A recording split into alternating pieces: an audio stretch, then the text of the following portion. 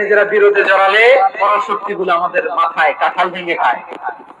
তখন ভারতের পিছনে দৌড়াতে দৌড়াতে, আমেরিকার পিছনে দৌড়াতে দৌড়াতে আমাদের জুতার তলা ক্ষয় হইয়া যায়। নিজেরা নিজেদের প্রবলেম সলভ করা যাবে না। আমরা যদি অন্যের পিছনে না দৌড়াতাম আর এই বিরোধকে থামাতে পারতাম, বাংলাদেশ আজকে যেখানে আছে তার কমপক্ষে 50 গুণ সামনে থাকতে চিল্লায় বলেন ঠিক কিনা? তাহলে এক নম্বর ক্ষতি হচ্ছে আমাদের পাওয়ার লেস হয়ে যায়, আমরা দুর্বল হই যদি আমরা বিরোধ করি। 2 নম্বর হচ্ছে পরাশক্তিগুলোর সুবিধা নেয়। 3 নম্বর হচ্ছে আমাদের উন্নয়ন, দেশের উন্নতি, অগ্রগতি এটা স্থবির হয়ে যায়, এটা বাধাগ্রস্ত হয়। প্রিয় ভাই, ইউনিটি, ঐক্য হচ্ছে একটা দেশের উন্নয়নের মূল ভিত্তি। দুইজন কইছে ঠিক, এদিকে এখন কয়েকজন কইছে ঠিক।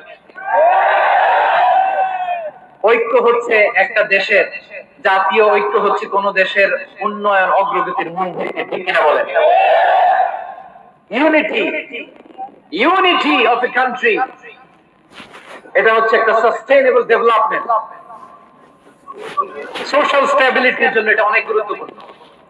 এজন্য বিরোধের কোন স্থান আমরা দিব না, আমরা ঐক্যবদ্ধ থাকবো ইনশাআল্লাহ। বলেন, আর কখনো কাউরে কাফের বলে গালি দিবেন, তুই জাহান্নামী বলবেন, ঝগড়া লাগলে লাগাই দিবেন, তাহলে কি করবেন? মিলাই দিব। আওয়াজ করে বলেন কি করব? প্রিয় ভাইরা, এই বিরোধ গত 50 বছর তো আমরা দেখেছি, ধর্মীয় অঙ্গন বলেন, সামাজিক অঙ্গন বলেন, রাজনৈতিক অঙ্গন বলেন, এই বিরোধ আমাদেরকে শেষ করে দিয়েছে। এই 24-এর ছাত্র নাগরিক অভ্যুত্থানের পরেও যদি সেই বিরোধ আমাদেরকে খায়, তাহলে এতগুলো তাজা জেনজির রক্ত বৃথা যাবে চিল্লায় বলে ঠিক কিনা? আমরা এই রক্তগুলোকে বৃথা দিতে চাই না, বৃথা যেতে দিতে চাই না। আমরা ঐক্যবদ্ধ থাকতে চাই। রাজি আছেন? আমরা আর কাদা ছড়াছড়ি করবো না। অনেক হয়েছে, আর না, এবার থামো। অনেক হয়েছে, আর না। প্রথমে আমি এদেশের সম্মানিত আলেম সমাজকে বিনয়ের সাথে অনুরোধ করব, আসুন আমরা ঐক্যবদ্ধ হই।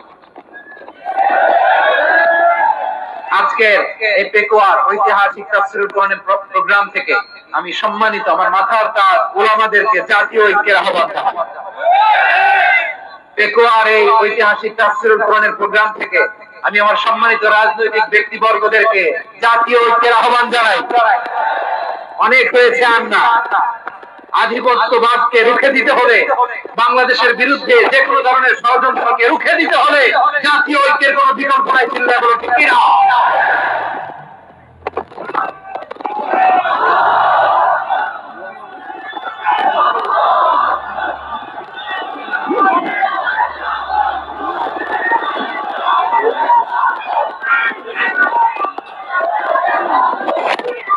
আমার প্রিয় ভাইয়েরা, আমার ভাইয়েরা,